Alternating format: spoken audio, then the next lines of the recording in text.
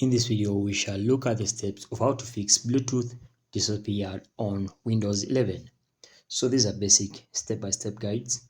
Step number 1, check the basic Bluetooth settings. Enable Bluetooth by going to settings and then do a quick settings. You can also click Windows key plus A to ensure Bluetooth tile is present and enabled. Then step number 2, restart Bluetooth and computer. By doing this, you can go ahead and click on restart button on your computer and then restart, or you can run a command which is the run dialog Windows plus key R over here and then restart the PC. Once you restart the PC, the Bluetooth will again appear on your PC. And with that, that is simply how to solve your Bluetooth. If it doesn't work, if it doesn't fix it, you can go ahead and update or reinstall your Bluetooth drivers.